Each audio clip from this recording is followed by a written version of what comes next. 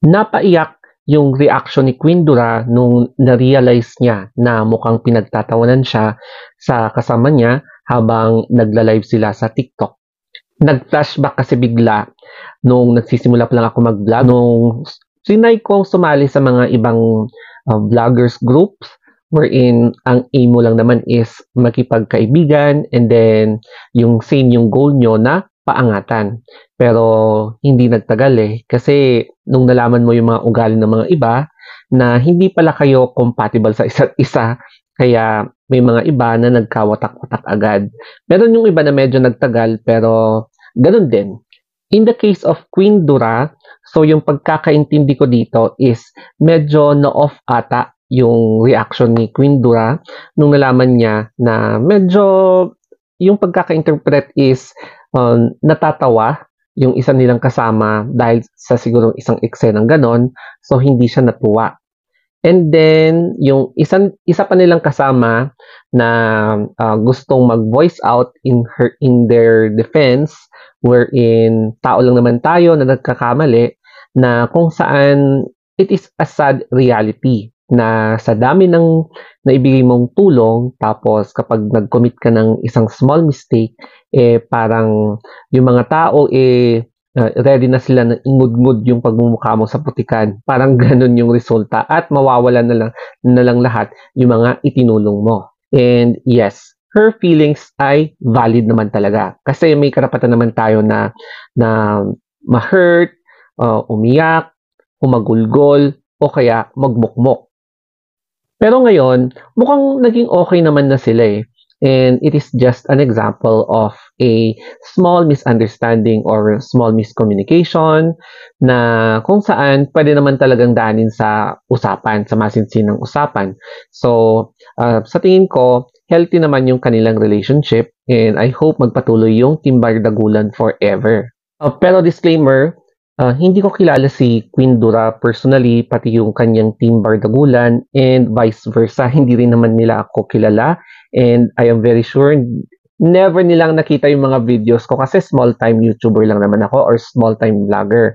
Pero yun nga lang, yung na-experience, parang relatable din kasi sa mga katulad kong vloggers na napupunta sa mga groups na may mga experiences na parang nakaka-hurt dahil yung inaakala mo na magkakaroon ka ng healthy relationship, hindi mo talaga may iwasan na meron at merong nagiging toxic relationship na. Ang swerte lang kasi sa grupo nila Queen Dura kasi nagkakaintindihan sila kahit na medyo bago pa lang yung foundation ng kanilang grupo.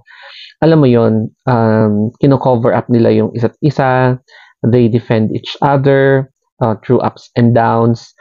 Parang hindi ko pa yan nakita, hindi ko pa yan na-feel sa mga ibang groups na naka-joinan ko.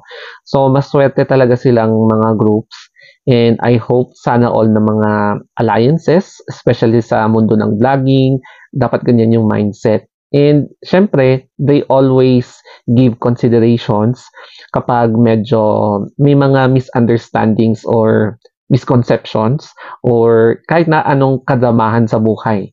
Pero ngayon, mukhang naging okay naman na sila.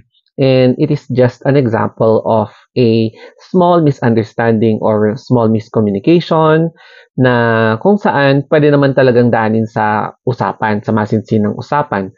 So, sa tingin ko, healthy naman yung kanilang relationship and I hope magpatuloy yung Team Bardagulan forever.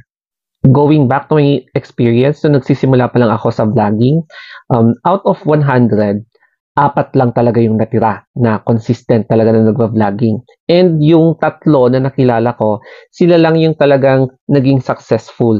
Yung isa, nakuha niya yung kiliti sa pagpa-prank. Yung isa naman is hindi niya akalain na magbo-boom yung kanyang vlogging dahil magaling siya magluto talaga and kapampangan siya. And yung isa naman is taga dito and ginagamit din niya yung platform niya para i-promote din yung kanyang business. So, businesswoman siya. And yung 3 na yon, may isa sa kanila na porke umangat na, huyo ka na sa kanila as in goodbye ka na, hindi na kita kilala, mga ganon. In addition, sinubukan ko rin na sumali sa mga local vloggers group dito din sa amin, sa Baguio Benguet. And then during our first ever meet and greet, na-feel ko yung awkwardness. Although yes, maganda, okay naman yung outcome, kaya lang may ramdam kang kakaiba na very superficial na parang mabait lang pero sa loob is parang, "Hi." Yung parang gano'n ang eksena. So, napaka-awkward talaga. Tsaka kapag nakikisali ka sa mga vloggers group, hinding-hindi mo talaga maiiwasan na meron at merong lumalabas talaga yung tunay na ugali. Yung isa gusto niya type A personality, yung isa pabida, yung isa manipulator, yung isa utangera, yung isa tsismosa, yung isa naman backstabber, mga ganyan. So, parang nag-ingat ako kung sino yung pakikisamahan ko kasi, um, hindi ako nagiging comfortable kapag kasama ko sila dahil nga parang instead na you will meet sa goals niyo ay yung mga personalities nila ang kinaka-deal mo, hindi na yung goal. Kaya hindi may iwasan talaga na may makikipag-away, hindi kayo magkakaintindihan, mga ganyan. And ilang beses na nagkakaroon talaga ng confrontation. So, ang ginawa ko na lang is umiwas na lang ako and I preferred na mag-isa na lang ako kasi mas maganda, o di ba? Tapos, nung nag-pandemic, bumalik ako sa dating profession ko and hindi ko inaasahan na yung isang ka-work ko ay isang local vlogger din na same experience na nakisali siya sa isang local vloggers group na medyo na-trauma siya dahil itong sinalihan niyang group is very controlling, manipulative na kapag may bagong bukas na restaurant o kaya hotel, bawal kang mag-vlog at your own will. Dapat sila daw ang mauna bago ikaw. So, very control freak, kaya nag-quit siya and parang hindi maganda rin yung pagkakahiwalay kasi may mga siraan, mga ganyan. So, this person advised me na mas maganda na lang na mag-isa ka na lang kaysa join ka sa mga ibang group na kinaiinggitan ka, lalo na kapag napansin nilang aangat ka. Ang advantage kasi kapag hindi ka nakikisali sa groups or mag-isa ka lang, kasi kapag nagkaroon ng problema, at least walang ibang taong madadamay kasi parang ikaw lang, o di ba? And since kilala mo yung sarili mo, alam na alam mo yung mga best strategies para ma-solve mo yung problema. Kung kailangan mo man ng tulong, at least hindi masyadong malaki yung utang na loob mo sa kanila as compared kapag may mga kasama ka.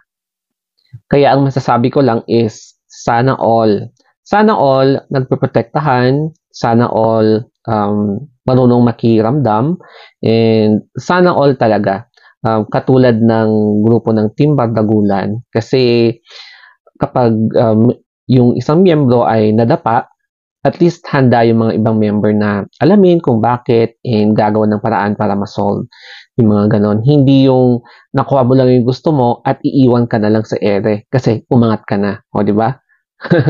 Okay, so that's it guys. Follow me na lang kung gusto yung i-follow ako. So, kung ayaw nyo naman, it's okay. So, ganun talaga ang buhay, no? So, anyway, let's all be positive. Mwah!